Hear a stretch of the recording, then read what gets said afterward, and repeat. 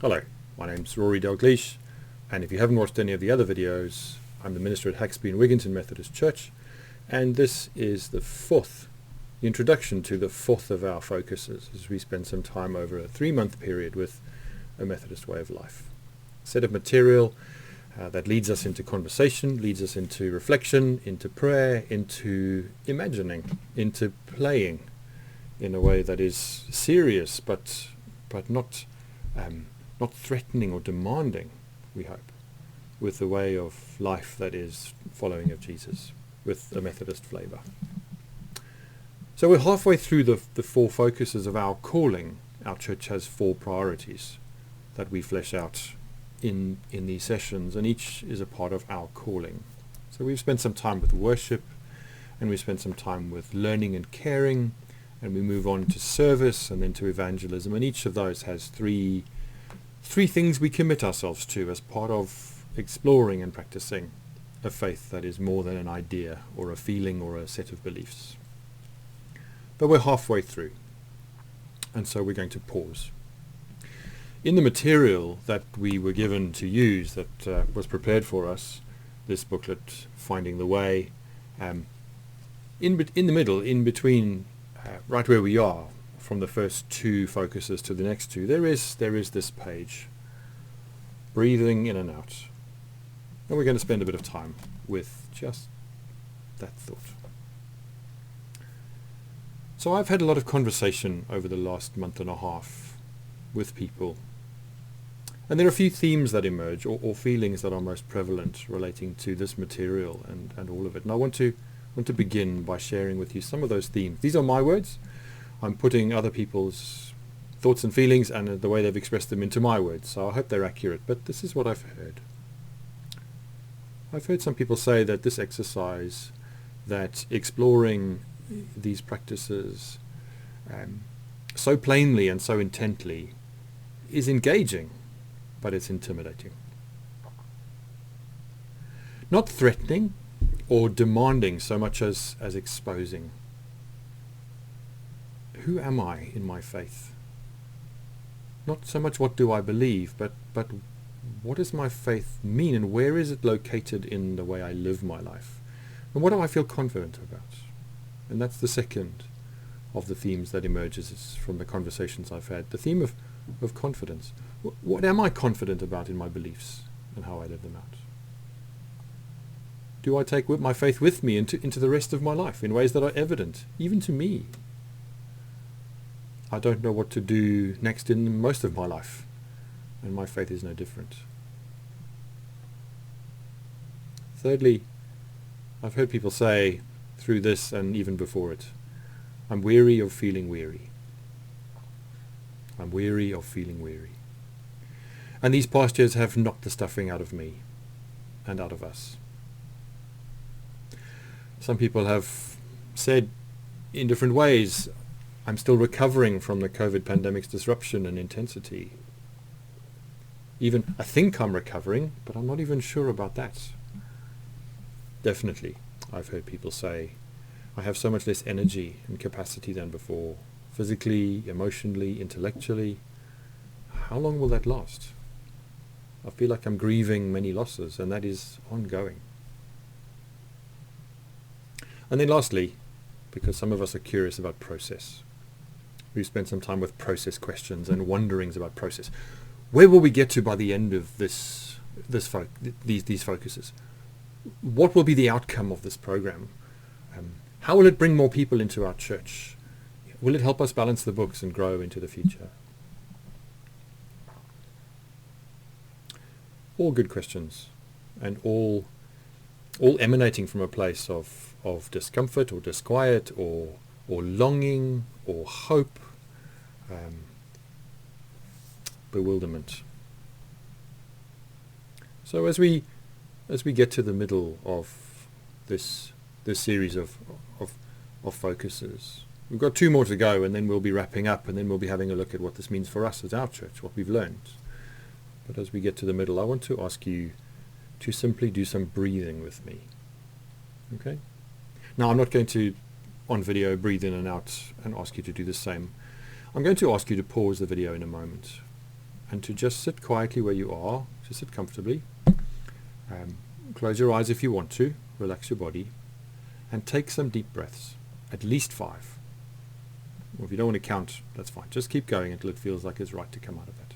Take some deep breaths, slowly in, slowly out. No need to think about anything in particular. No need to concentrate on anything in particular. Just relax. But if you are going to pay attention, just feel your breathing in your body. Just feel it. And feel what it's like to be breathing deeply, in and out.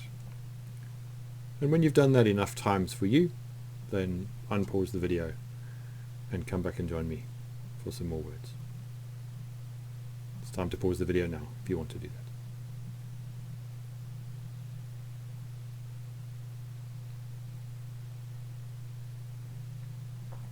So I hope that exercise was relaxing at least. There's something about deep breathing that helps us. And a few statistics about breath, about what it means for us to be breathing. The average person breathes in the equivalent of 13 pints of air every minute and takes about 17,000 breaths every day. That's over 10 cubic meters of air. 10 cubic meters of air. Just you and me. Our lungs swap around 4 to 5% of the oxygen that gets inhaled for carbon dioxide, and that comes out each time. So even a small proportion of what we breathe in as oxygen, that is so much part of our being alive, actually makes it into our bodies, and carbon dioxide as a waste product is exhaled. Our lungs exhale almost half a litre of water every day, almost a pint. So if you wake up in the morning in the winter and the windows are all misty from inside, there's lots of condensation, it's because there's a pint of water that's pretty much been splashed onto the window and any other cold surface, just because you've been breathing. Maybe not a pint every night, but quite a lot. In terms of psychology and the way that breathing affects our bodies, how we understand the interaction between how we breathe and our minds and our sense of self, psychologists have found that breathing practice is effective in fighting anxiety, depression and stress.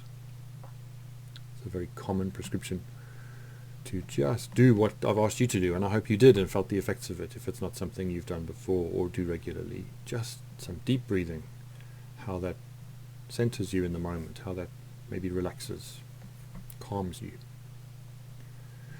There's evidence, because for a long time we've been able to hook people up to machines and see what happens when they're doing things.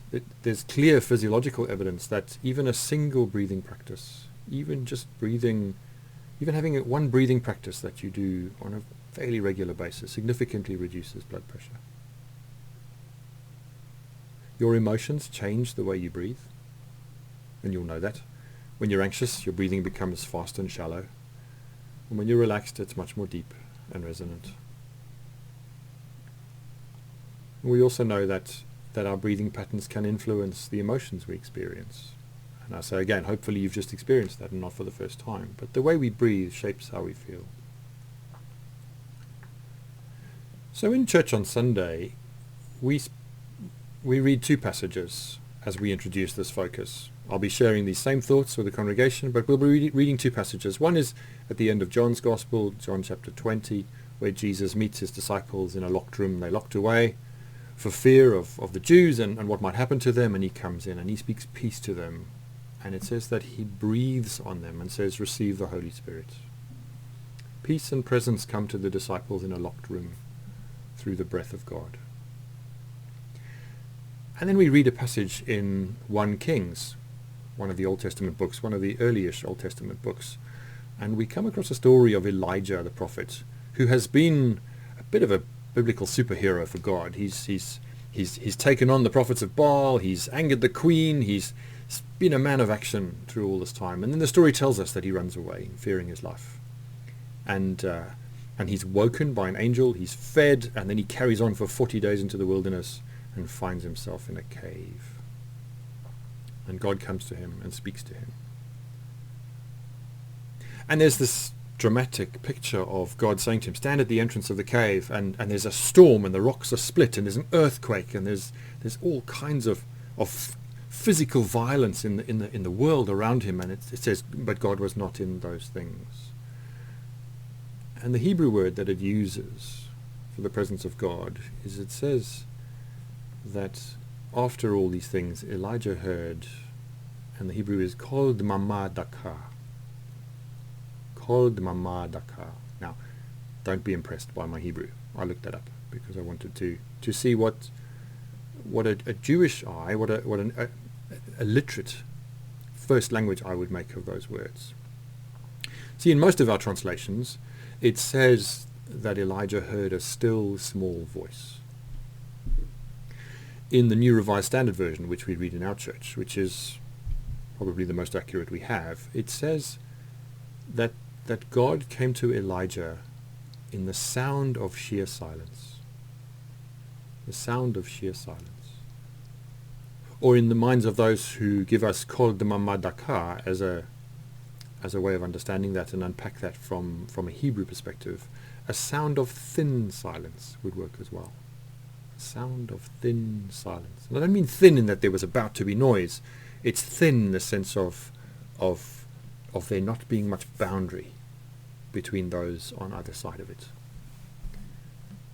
The biblical text calls silence a sound. Now, we could get distracted by how we feel about that. We're quite good at starting to debate the details. Like the conversation, is black a colour? Well, there you go. Sometimes a helpful way of avoiding the very difficult question, or just reining our curiosity in and staying focused. Is silence a sound? The biblical text in this passage calls silence a sound. It says that silence is the presence of something, not the absence of something. Still small voice is much easier to grasp, much easier to understand. And after the sound of sheer silence, Elijah hears a question. Elijah, why are you here? Which I guess is our Methodist way of life question all the way through these focuses. Why are you here? To us as individuals, to us as a church. Why are you here? We could imagine that being a loud, booming voice. Elijah, why are you here? But that doesn't seem to fit with the sound of thin silence, the sound of sheer silence, even a still small voice. The question isn't necessarily, perhaps isn't at all, loud and booming, interrogative. It's soft and inquiring. It's entering into dialogue, entering into encounter, thoughts and feelings. It's opening up a space for Elijah to talk about why he thinks he is where he is, or the fact that he doesn't know.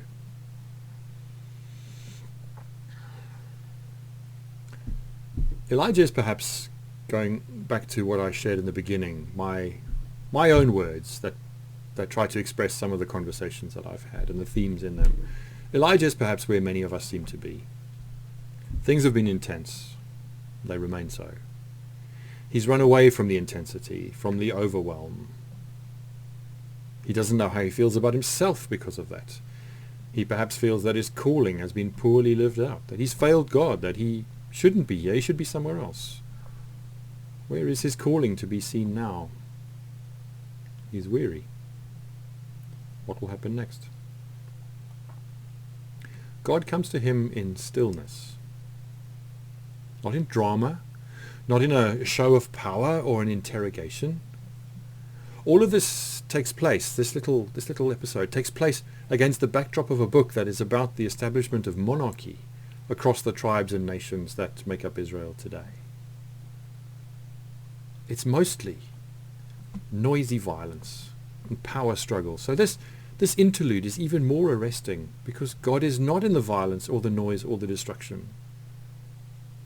God comes in the sound of sheer silence, the sound of thin silence, perhaps a still small voice. Some Jewish commentators, and commentators not so much even on scripture but on the spirituality of the Jewish faith and the depth of it as an experience of God, even go so far as to say that one of the names ascribed to God is best expressed through breath. God's name is Yahweh. Yahweh. And they would say that you can almost say the name as an exercise of breathing.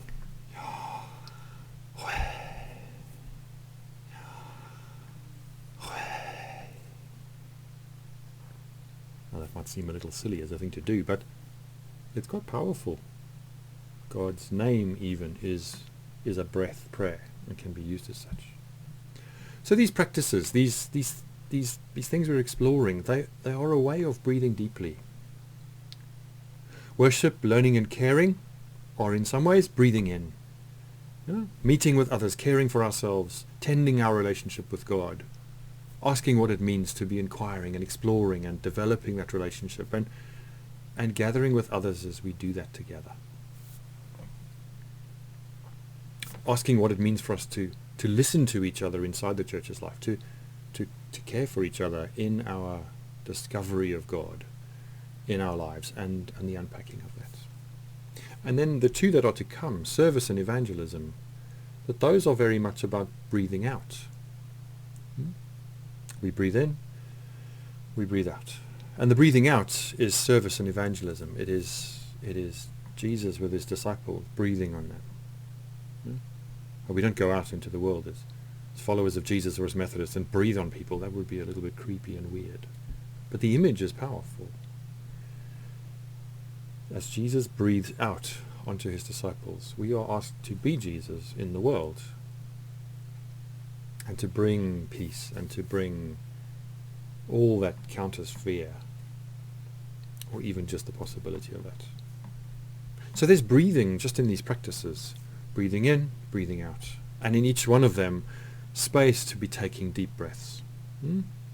To be hearing God, learning to hear God in the sound of sheer silence even, the thin silence, the small voice, saying to each of us again and again, why are you here? Not why are you here, or why aren't you there, but why are you here? And that question is partly about how we've travelled, but it's also about longing and desire. And like Elijah, we can be tired, and we can be confused, and we can be unsure of how to answer that question, because we feel like perhaps we've run away from that question for so long, or we've just avoided it, or we've just been very bad at answering it, or we don't think our answer is good enough. Throughout these practices, and perhaps as we pause in the middle, we ask the questions: how am I receiving from God? What am I receiving from God? What am I receiving from God? And how am I helping to open up the possibility of that, the space for that, the attention that might help me see that? And then we travel on from here. How is my faith working in the world? Not working as in an industrious way, but how is my faith working? How does it make sense? How is it impacting? How is it contributing? How is it helping? How is it transforming? Maybe that's too strong a word. You don't like that. How is it making a difference, however small? So as we come to the middle, and as we look forward, in this, as in everything else, God is in the small things, the inner nudges and voices, the thoughts from nowhere that just seem to root us in the moment, and the possibilities, and what to pick up, what to put down, where next to place our foot, our hand, our heart, our mind. God is in the sound of thin, sheer silence. Not an absence of anything, but rather something to open up to in the busy and the noisy. This travelling together with the Methodist way of life is about listening and attention. It's not listening for a fresh set of instructions, but to together reflect on God's question to Elijah, which comes to us as individuals and comes to us as a congregation, like it does to every person in every church, and continues to do so, in a way that is not bound by loud, booming,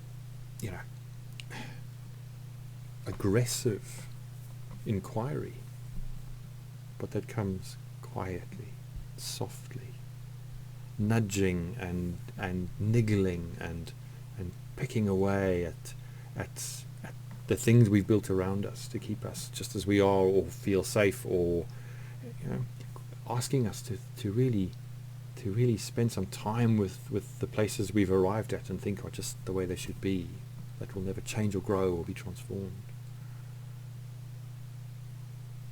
That's what these practices are about.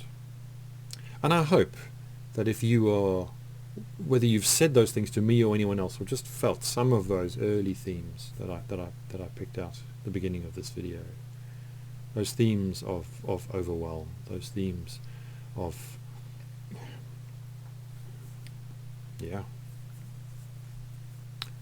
of being found out by this way of life, by these challenges, and then the weariness and the questioning and the where will we get to, as though we have a clear answer to that. Maybe these words are helpful for you, and Elijah's story is helpful for you. Yes, God does go on to give him another thing to do, and he has to go off and chat to kings and sort things out, and the book continues into the violence and the politics and the games played by people that are about power, and power that claims God in some ways. But in this moment, in all of that noise and busyness and loudness and strength and violence, Elijah hears, or doesn't hear, but experiences the sound of sheer silence. And then the quiet question that is at the heart of everything we're about at the moment in our church, and pretty much always are anyway, but in a focused way around particular commitments that might help us forward. So I hope you found that helpful. Maybe you want to end this video by going back to some deep breathing. When I finish prattling on, just pause it, and before you get up and rush off and do something, just again, maybe close your eyes, sit comfortably, or look out the window, wherever you are, and just take some deep breaths, really deep. In through the nose or the mouth, out through, whichever you choose. There's no prescription to that, but just take deep breaths and hold them and really let them go. And do that a number of times, because you will feel the impact of that on your sense of self, on your presence, on your body, on your mind, perhaps on your emotions, on every part of your life. So bless you as you do that. Thank you for watching to the end again. If you've got here, if you didn't, you wouldn't know that I'd thanked you anyway, but there you go. And we continue on as we, in a couple of weeks' time, look at service and then evangelism, and then scratch our heads together about who we are as a church and where we go from here. It's been good to share these things, and I hope they make a difference. God bless.